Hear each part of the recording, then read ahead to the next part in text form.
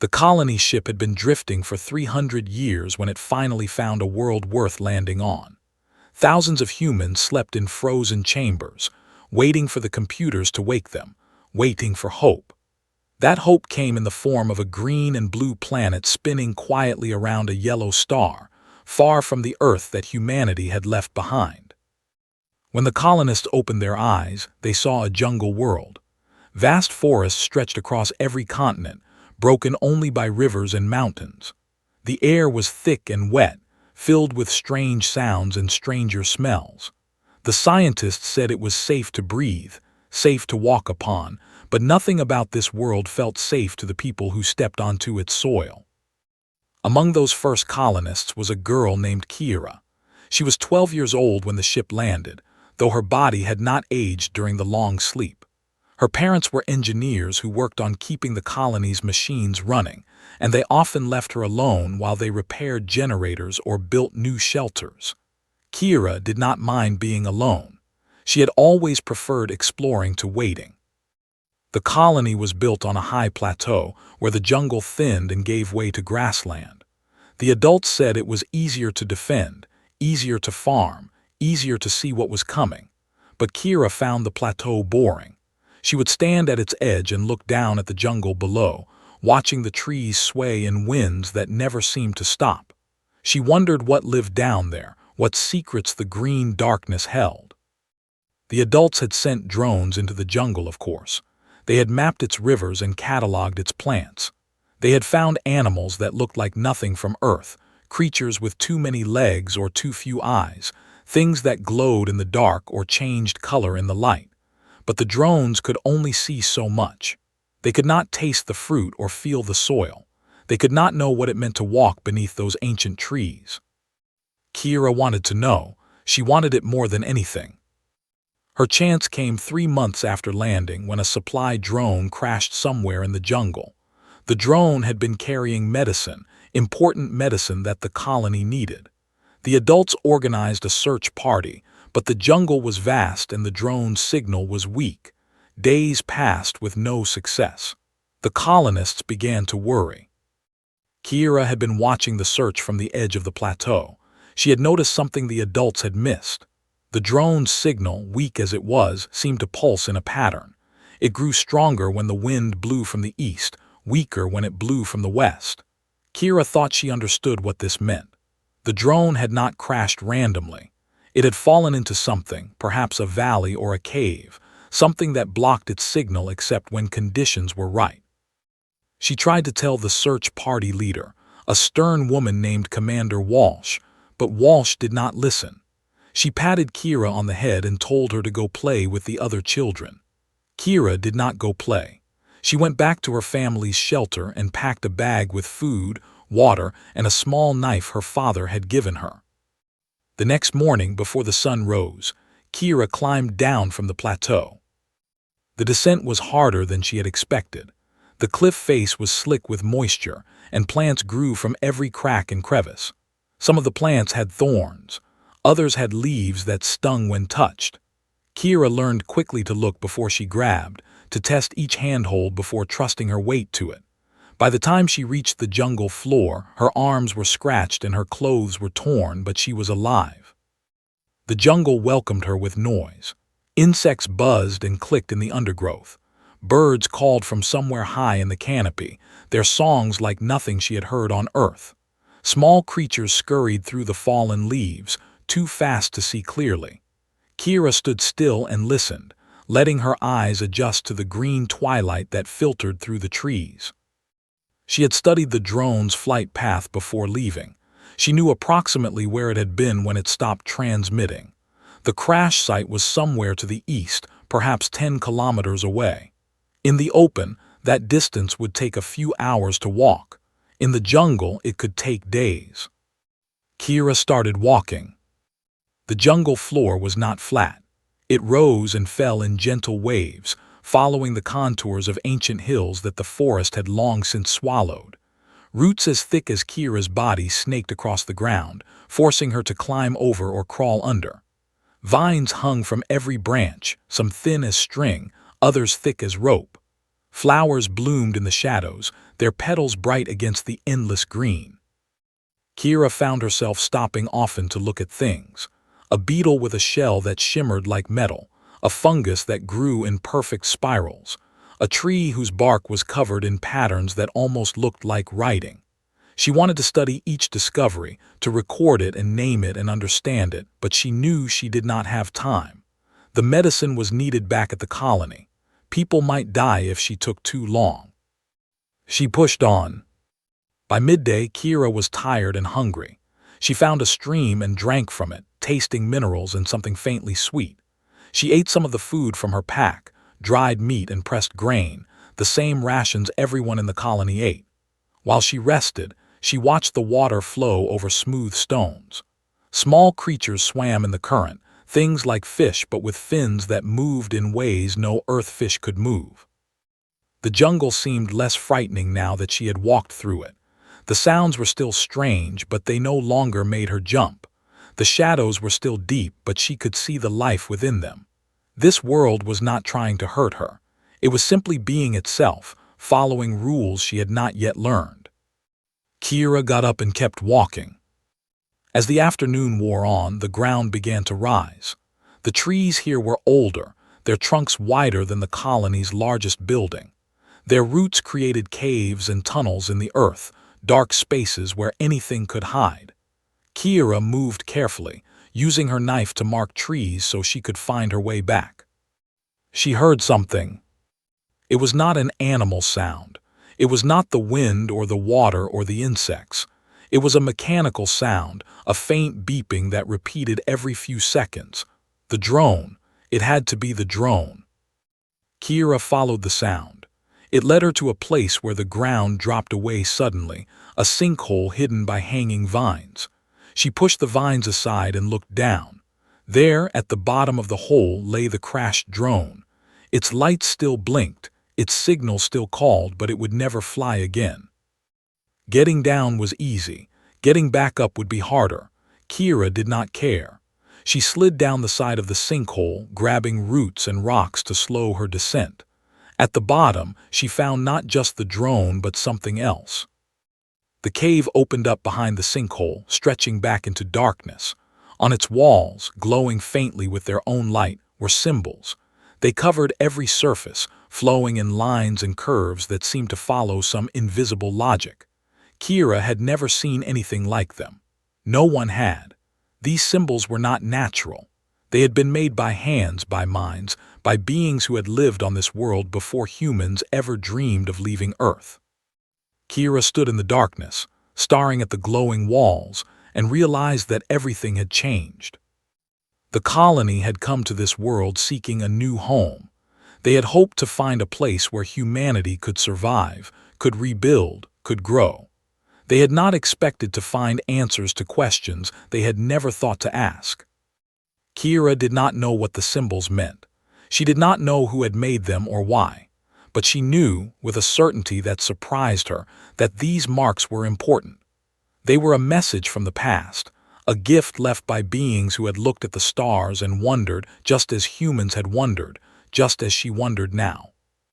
She took out her knife and began to copy the symbols onto her pack. The medicine could wait a few more minutes. This discovery could not. The symbols covered Kira's pack and the inside of her arms by the time she finished copying them. She worked quickly, tracing the glowing lines onto whatever surface she could find. The symbols seemed to follow a pattern, starting with simple shapes near the entrance and growing more complex as they went deeper into the cave. Kira did not have time to explore the whole cave, but she recorded as much as she could. The drone's cargo was intact. The medicine had survived the crash, protected by its padded container. Kira strapped the container to her back, checked her marks on the trees, and began the long climb out of the sinkhole. The journey back was harder than the journey in. She was tired now, truly tired, and the container on her back made climbing difficult.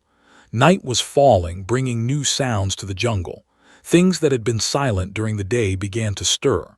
Kira heard movement in the darkness, saw eyes reflecting the faint light of bioluminescent plants. She did not stop. She could not stop. She walked through the night, following her marked trees, retracing her steps. The jungle at night was a different world. The sounds were deeper, stranger. The air was cooler and mist rose from the ground. Kira stumbled over roots she had cleared easily before. She walked into branches she had ducked under. But she kept moving, one step at a time, until the ground began to slope upward and the trees began to thin. Dawn found her at the base of the plateau, looking up at the cliffs she would have to climb. Her arms shook with exhaustion. Her legs felt like stone. But she grabbed the first handhold and started climbing. The colonists found her halfway up the cliff, too tired to climb further, clinging to a ledge with the medicine still strapped to her back. Commander Walsh led the rescue team that brought her up. Walsh did not pat her on the head this time. She looked at the girl with something new in her eyes, something that might have been respect. The medicine was distributed to those who needed it. 3 colonists who had been sick for weeks began to recover. The colony celebrated, calling Kira a hero. But Kira did not want celebration. She wanted someone to look at the symbols on her pack, to listen to what she had found. Her parents were the first to see. They looked at the strange marks their daughter had scratched into leather and skin, and they did not know what to say. They called in the colony's scientists, who did not know what to say either. They called in the linguists, the archaeologists, the experts in fields that had seemed useless on a new world. Everyone gathered around Kira's pack and stared. The symbols were not random. Even to untrained eyes, that much was clear. They followed patterns, repeated in ways that suggested meaning. They were a language, or something like a language, left behind by beings who had understood things that humans had barely begun to question. Dr. Emil Vance was the colony's oldest scientist. He had been old even before the 300-year sleep, and his body showed it. But his mind was still sharp, and his eyes lit up when he saw what Kira had brought back. He asked her to tell him everything. She did. The sinkhole, the cave, the glowing walls. The way the symbols started simple and grew complex. Kira described it all, leaving nothing out. When she finished, Dr. Vance was quiet for a long time. He said that they needed to go back.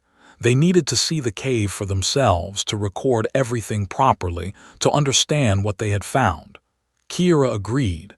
She would lead them there. The expedition was organized within a week.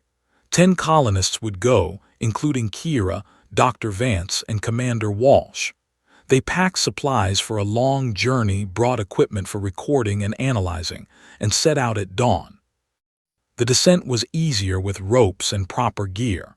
The walk through the jungle was faster with more people to clear the path. Kira led the way, following the marks she had left on the trees. She found the sinkhole without difficulty, as if it had been waiting for her to return. The cave was exactly as she remembered it. The symbols still glowed on the walls, patient and unchanged. Dr. Vance stood at the entrance for a long time, saying nothing. Then he walked deeper, following the symbols, tracing their path with his eyes. The cave went on for longer than Kira had realized. It branched and twisted, a network of tunnels carved into the living rock. Every surface was covered in symbols, layer upon layer of meaning. The scientists spread out, recording everything, filling data drives with images and measurements. At the deepest point of the cave, they found something new. It was a chamber, larger than any they had seen before. The symbols here were different. They were arranged in circles and spirals, radiating out from a central point. And at that central point, embedded in the stone floor, was an object. It was small, no bigger than Kira's fist. It looked like a sphere made of the same material as the cave walls, but it was perfectly smooth, without any of the natural roughness of stone. It did not glow like the symbols did. It absorbed light, swallowing it into its depths. Dr. Vance approached the sphere carefully. He did not touch it, not at first. He studied it from every angle, took measurements, made notes. Then, very slowly, he reached out and placed his hand upon its surface. Nothing happened. Dr. Vance removed his hand. The sphere remained unchanged. He looked at Kira, something strange in his expression. He asked her to try. Kira did not know why she was different, why the cave might respond to her when it had not responded to him. But she had been the one to find this place, the first human to see it in who knew how long. Maybe that mattered. Maybe the cave remembered. She reached out and touched the sphere. Light exploded from the walls. Every symbol in the chamber blazed with sudden brilliance, so bright that Kira had to close her eyes. She felt warmth spreading through her hand up her arm into her chest. It was not painful. It felt like waking up, like opening a door she had not known was closed. When she opened her eyes, she could read the symbols. Not perfectly, not completely, but enough.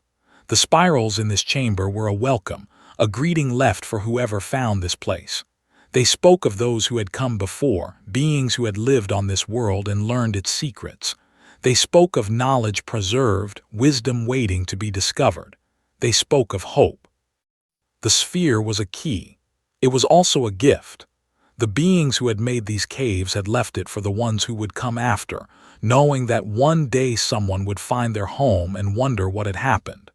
They had wanted to share what they knew, to pass their understanding to the future. Kira held the sphere in her hand and felt the weight of centuries pressing against her mind. These beings had been here for thousands of years before they vanished. They had studied the stars and mapped the worlds around them.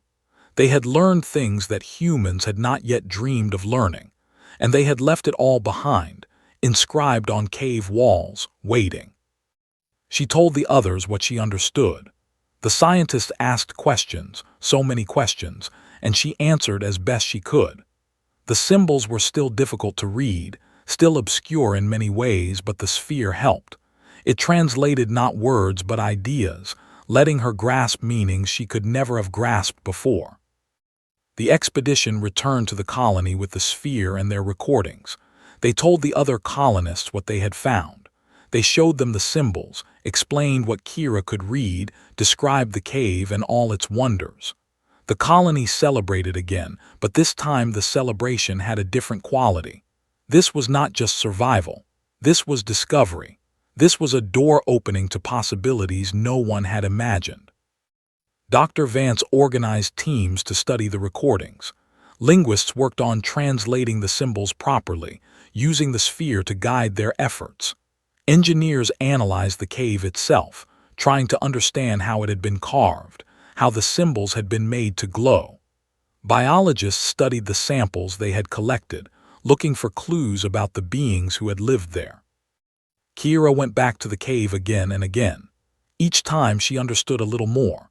The sphere seemed to grow stronger the more she used it, as if it were learning how to communicate with her human mind. She began to see patterns in the symbols, structures that suggested scientific knowledge. Mathematics, astronomy, biology, physics, all of it was there, encoded in lines and curves, waiting to be understood. The colony had come to this world seeking a new home. They had found something greater. They had found a library left by beings who had walked among the stars before humans existed. They had found knowledge that could change everything. And it had all started with a girl who wanted to explore. 3 years passed. The colony grew and changed. The plateau that had seemed so safe in those first months now felt small, almost crowded. New buildings rose along the edges, spreading down the slopes toward the jungle below. Roads were cut through the trees, connecting the colony to the cave and to other sites that the explorers had discovered. The jungle was still vast, still unknown, but it no longer seemed so frightening. Kira was 15 now, no longer a child but not quite an adult. She had grown tall and strong, her body shaped by years of climbing and walking and exploring. Her mind had grown too, filled with knowledge that no other human had ever possessed. The sphere had become part of her, a constant presence in her thoughts, a window into the wisdom of the ancients. She had learned so much. The beings who had lived here were called the Makers, or at least that was how the symbols translated. They had arrived on this world tens of thousands of years ago, fleeing something they called the Silence. Their home had been destroyed, their civilization scattered across the stars. This world had been their refuge, their sanctuary, the place where they had tried to rebuild. They had succeeded for a time. They had built cities in the mountains and beneath the seas. They had studied the life of this world and learned to live in harmony with it. They had watched the stars for signs of danger, always watching, always waiting. And then, one day, they had gone. The symbols did not explain why. They spoke of a decision, a choice made for reasons the makers had not recorded. Perhaps they had found a way to continue their journey, to seek new worlds beyond this one. Perhaps they had transformed into something that no longer needed physical form. Perhaps they had simply reached the end of their time, as all things do. What they had left behind was more important than why they had left. They had left their knowledge, encoded in caves scattered across the planet. They had left tools and machines, buried in the ruins of their cities. They had left the sphere, the key that could unlock it all. Kira had become the keeper of that key. No one else could use the sphere as she did. Others had tried, but the sphere remained dark and silent in their hands. It responded only to her, as if it had chosen her the moment she first touched it. The scientists did not understand why. Kira did not understand either, but she had accepted it, as she accepted so many things about this strange new life. The colony had changed its name. It was no longer just the colony, a temporary settlement of refugees. It was now called New Hope, and it was the beginning of something greater than anyone had imagined. Humans were building a civilization on this world, using their own knowledge and the knowledge of the makers. They were combining the best of both, creating something new. The makers had understood things about energy that humans had only guessed at. They had learned to harvest power from the planet itself, from the heat of its core and the movement of its air. The colonists built generators based on these designs, machines that provided clean and endless energy. The days of rationing power were over. The makers had understood medicine as well. Their knowledge of biology was vast, encompassing not just their own bodies but the bodies of countless other species. The colonists adapted this knowledge to treat human diseases, to heal injuries that would once have been fatal, to extend life beyond its natural limits. Dr. Vance, who had been dying slowly for years, was given treatment that restored his strength. He said he had never felt better. But not everything was easy. The makers had been different from humans in many ways. Their minds worked differently, their bodies were shaped differently, their needs and desires were not the same. Some of their knowledge did not translate well. Some of their machines could not be replicated with the materials available. Some of their ideas were simply beyond human understanding, at least for now. Kira spent her days working on these problems. She would sit in the central cave, surrounded by glowing symbols, and let the sphere fill her mind with information. Then she would try to explain what she had learned to the scientists and engineers, translating alien concepts into words that humans could grasp. It was exhausting work, but she loved it. The jungle had become her second home. She knew its paths and its secrets, its dangers and its wonders. She had named many of its creatures, cataloged many of its plants. She had found other caves, other caches of maker knowledge, scattered across the region. Each discovery added to the growing library of information that the colony was building. But the jungle was changing too. The colonists were cutting deeper into it now, clearing land for farms and mines and factories. They needed resources to build their new civilization, and the jungle had those resources in abundance. Some of the scientists worried about the impact, about what might happen if they took too much too fast. Kira shared those worries, but she did not know what to do about them. One day, she found something that changed her understanding of everything. She was exploring a region she had never visited before, deep in the western jungle where the trees grew taller than anywhere else. The sphere had led her here, responding to something it detected in the distance. Kira followed its guidance, pushing through undergrowth that seemed to resist her passage, until she came to a clearing she had not expected. The clearing was perfectly circular. Nothing grew within it, not a single plant or blade of grass. The ground was smooth and hard, made of some material that looked like metal but felt like stone. At the center of the clearing stood a pillar, perhaps twice Kira's height, covered in symbols. The sphere blazed with light the moment Kira entered the clearing. The symbols on the pillar blazed too, responding to the sphere's presence. Kira felt a connection forming, a link between her mind and something vast and distant. She heard voices, or something like voices, speaking in the language of the Makers. They spoke of a warning. The silence that the Makers had fled was still out there. It moved slowly, creeping across the galaxy at a pace measured in centuries, but it moved relentlessly. It had consumed countless worlds, countless civilizations. It would consume this world too, eventually, unless something was done to stop it. The Makers had not known how to stop it. They had tried for generations, devoting all their knowledge and skill to finding a solution. They had failed. In the end, they had chosen to flee once again, to seek refuge somewhere the silence could not reach. But they had left behind everything they had learned, in hopes that whoever came after might succeed where they had not. The pillar contained their final message. It spoke of weapons and defenses, of strategies tried and abandoned. It spoke of the nature of the silence itself, what it was and how it functioned. And it spoke of a possibility, a theory never tested, a hope preserved across ages. The silence was not invincible. It could be stopped, perhaps even destroyed. But doing so would require power beyond anything the Makers had possessed. It would require unity, cooperation among species scattered across countless worlds. It would require time that might already be running out. Kira stood in the clearing as the sun set, absorbing the warning and all it implied. The colony had thought itself safe here, far from the troubles of the old Earth. They had thought the stars held nothing but wonder and possibility. Now she knew the truth. Something was coming, something terrible, and humanity would have to face it whether they were ready or not. She returned to New Hope with heavy steps. She told the council what she had learned, showing them the symbols, explaining the warning.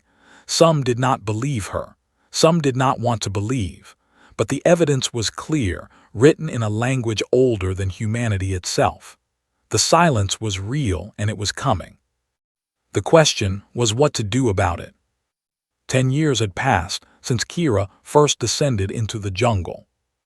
New Hope was a city now, spreading across the plateau and down into the valleys below. 50,000 humans lived there, the original colonists and their children, building lives on a world that felt more like home with each passing year. They had farms that grew earth crops alongside native plants. They had schools where children learned both human history and maker science. They had everything they needed to survive, and more. But survival was no longer enough. The warning Kira had found still echoed in the minds of the council members, the scientists, the planners who shaped the colony's future. The silence was coming. It might take 1,000 years to reach them, or it might take 100. No one knew for certain. But it would come, and when it did, humanity would have to be ready. Kira was 25 now, a woman grown, though many still called her the Explorer, the name she had earned as a girl. She led the research teams that studied the Maker caches, translated the knowledge they contained, adapted it for human use. She was the link between past and future, the bridge across which ancient wisdom flowed into modern hands.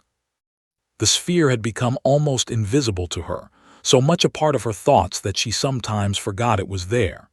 It sat on her desk when she slept, glowing faintly in the darkness.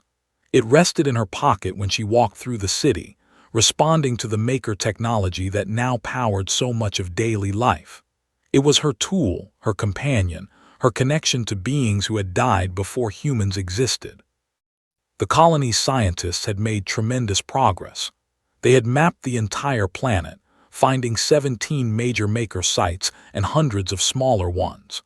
They had learned to replicate many of the machines the Makers had left behind, adapting them for human needs. They had even begun to understand the deeper physics that the Makers had mastered, the principles that governed energy and matter at their most fundamental levels. But the warning haunted them all. The silence, according to the Maker records, was not truly alive.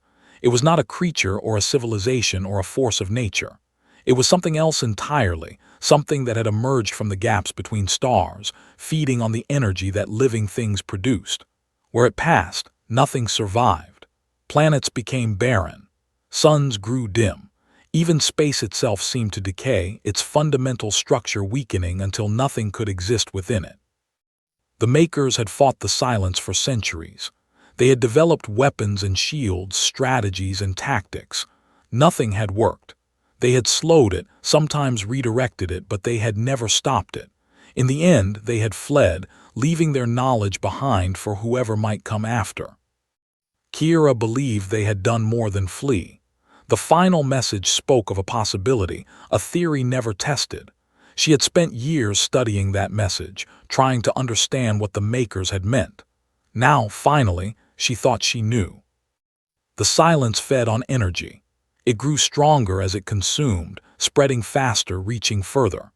But energy, the Makers believed, could flow in two directions. If enough energy was focused in the right way, concentrated through the right channels, it might overwhelm the silence instead of feeding it. It might push back the darkness, perhaps even destroy it entirely. The Makers had never had enough energy to test this theory. Their civilization, vast as it was, could not generate what was needed.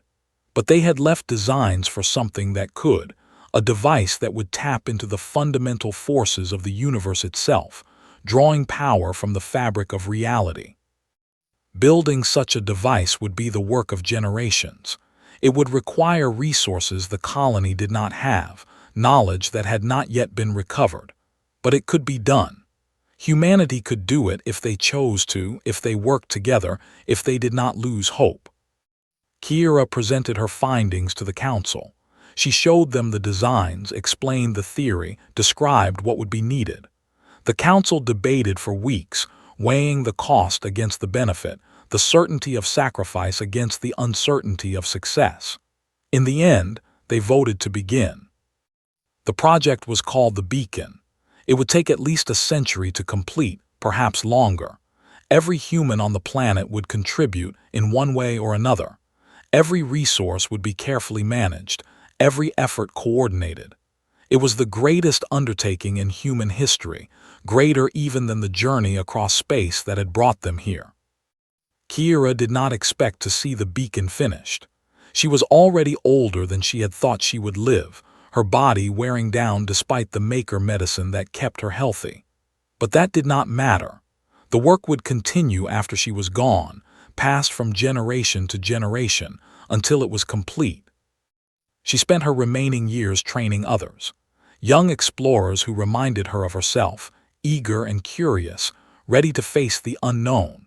Scientists and engineers who would push the boundaries of knowledge further than she ever could.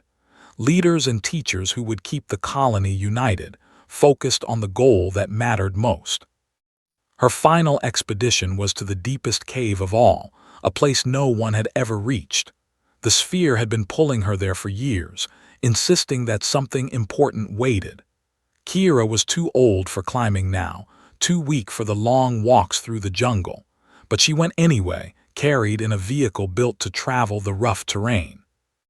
The cave was vast beyond imagining. It stretched down into the heart of the planet, its walls glowing with symbols that no other cache had contained. The sphere blazed with light, brighter than Kira had ever seen it, as if it were finally completing its purpose. At the bottom of the cave, she found what she had been looking for. It was a message, left specifically for her. The Makers had known, somehow, that someone would come. They had known that the finder would be special, capable of understanding things that others could not. They had prepared for that person, leaving words of encouragement and wisdom across the ages. The message told Kira that she had done well. She had found the knowledge, understood the warning, begun the work that would save not just humanity but countless other species across the galaxy. The beacon would succeed, the message said. The silence would be stopped. The darkness would not last forever. How had they known? How could they have seen so far into the future, predicted so accurately what would happen? Kira did not understand, and the message did not explain. Some things, it seemed, were beyond even the Maker's ability to convey. But she believed. She had always believed from the moment she first touched the sphere in that sinkhole so many years ago. The universe was not empty, not cruel, not indifferent. It was full of life and light and hope, struggling against the darkness, never giving up. Humanity was part of that struggle now. They had a role to play, a contribution to make, and they would make it because that was what humans did. They explored, they discovered, they hoped. Kira closed her eyes in the heart of the cave, surrounded by glowing symbols, holding the sphere that had become so much a part of her. She thought of her parents, long dead, who had given her the courage to explore. She thought of Dr. Vance, who had believed in her when no one else did. She thought of all the children she had taught, all the explorers she had trained, all the humans who would carry on after she was gone. The young explorer who had traversed the alien jungle had sparked civilization's hope. Now that hope burned bright, a flame that would never go out. And somewhere in the vast darkness between the stars, the silence felt that flame and trembled. 500 years had passed since Kira first descended into the jungle. The world had changed beyond recognition. New Hope had grown into a sprawling civilization, its cities connected by roads and railways, its people numbering in the millions. The jungle remained vast and wild, but it was no longer unknown. Every tree had been mapped, every creature catalogued, every secret slowly revealed. Humans had become part of this world, as much as any species that had evolved here. The beacon stood at the planet's north pole, rising from the ice like a second sun. It was complete now, the work of generations finally finished. Its spire reached toward the stars, humming with energy that could barely be contained. Machines as large as mountains surrounded it, feeding power into its core, preparing for the moment that would come. The silence had arrived. It came from the direction the Makers had predicted, a wave of darkness creeping across the galaxy. Stars winked out in its path, their light swallowed, their planets consumed. The races that humanity had contacted over the centuries sent desperate messages, warnings and pleas and final farewells. Many had already been lost. The beacon was humanity's answer. It was the theory the Makers had never tested, made real through 5 centuries of work. It was hope crystallized into steel and light, the combined effort of every human who had ever lived on this world. A woman named Elena Chen stood at the control center, watching the final preparations. She was the current keeper of the sphere, Kira's successor a dozen times removed. The sphere glowed in her hand, warm and familiar, connecting her to the wisdom of the ancients and the hope of her ancestors. The symbols on the walls of the control center were a blend of Maker script and human writing. They told the story of the project, from Kira's first discovery to this moment. They honored the explorers and scientists who had made it possible. They reminded everyone why they were here. The silence was visible now, even from the planet's surface. It was a patch of absolute darkness in the night sky, growing larger with each passing day. Stars that had shone for billions of years disappeared into it, never to return. It was vast beyond comprehension, old beyond measure, hungry beyond understanding. But humanity was not afraid. They had prepared for this. They had built their beacon. They had united their world and reached out to other worlds, forming alliances across the stars. Dozens of species had contributed to this moment, sharing their knowledge, their resources, their hope. They stood together against the darkness, as the Makers had always believed someone would. Elena gave the order. The beacon activated. Light poured from its spire, not the light of burning fuel or electrical discharge, but something deeper, something fundamental. It was the light of creation itself, the energy that underlay all matter and all space and all time. It blazed across the darkness, striking the silence at its heart. For a moment, nothing seemed to happen. The darkness continued to advance, swallowing the light as it had swallowed everything else. The observers on the planet held their breath. The observers on 1,000 other worlds did the same. Then the silence stopped. It did not retreat, not at first. It simply stopped advancing, as if it had hit a wall it could not pass. The light from the beacon intensified, growing brighter, pushing harder. The sphere in Alina's hand blazed with a brilliance that should have blinded her, but instead it filled her mind with understanding. The silence was not just consuming, it was releasing. The energy it had taken from countless stars and worlds was pouring back out, freed by the beacon's light. Space that had been dead began to stir. Matter that had been destroyed began to reform.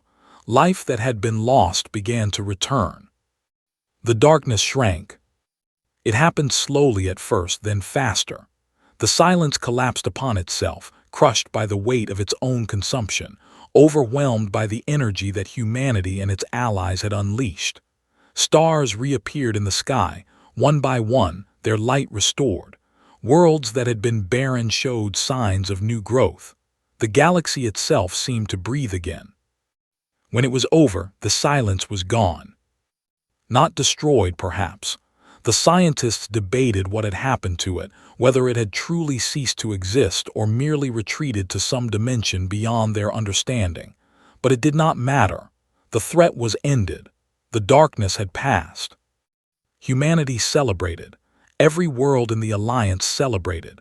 Species that had never met face to face sang songs of joy across the void, their voices united in gratitude and relief. The long night was over. The dawn had come. Alina stood at the base of the beacon, looking up at the stars. The sphere was quiet now, its work complete. She wondered what Kira would have thought, seeing this moment. She wondered what the makers would have thought, knowing that their hope had not been in vain. A child approached her, a girl no more than 12 years old. The child's eyes were wide with wonder, taking in the beacon and the stars and the woman who held the glowing sphere. She asked if she could touch it. Alina smiled. She handed the sphere to the child, watching as its light responded to her touch. The sphere had chosen its keepers across the centuries, recognizing something in certain individuals that others did not possess. Alina had always known that her time as keeper would end eventually. Perhaps that time had come. The child held the sphere carefully, her face full of questions. She asked what they would do now that the silence was gone. She asked what new wonders waited to be discovered. She asked if she could be an explorer like the one in the stories. Alina looked at the stars and thought of all the knowledge still waiting to be found. The makers had left caches on other worlds, secrets that humanity had not yet uncovered. The Alliance species had their own histories, their own wisdom to share. The universe itself was vast beyond imagining, full of mysteries that no one had solved. The young explorer looked up at her, waiting for an answer. Alina told her that the exploration was just beginning. The silence had been stopped, but that was not the end. It was a beginning, a door opening to everything that came next. Humanity would continue to explore, to discover, to hope. That was what they did. That was who they were. The child smiled. She clutched the sphere to her chest and looked up at the stars, seeing not darkness but possibility. She thought of jungles waiting to be traversed, caves waiting to be found, symbols waiting to be read. She thought of the future spreading out before her, as bright and full as the galaxy itself. The beacon's light faded slowly, its work done. The machines that surrounded it fell silent, their purpose fulfilled. But the hope it represented did not fade. It burned in the hearts of every human, every ally, every being that had seen the darkness pushed back. The young explorer who had first descended into the jungle would have been proud. Her discovery had sparked civilization's hope, and that hope had saved the galaxy. Now a new generation stood ready to carry on, to explore further, to discover more, to keep the light burning forever. The future was waiting, and humanity was ready to meet it. In the end, that was what mattered most. Not the darkness that had threatened them, but the light they had found within themselves. Not the fear that had gripped them, but the courage they had shown. Not the silence, but the voices that had risen to push it back. Humanity had faced the darkness and won. And now, with the stars shining bright above them, they looked toward tomorrow and smiled.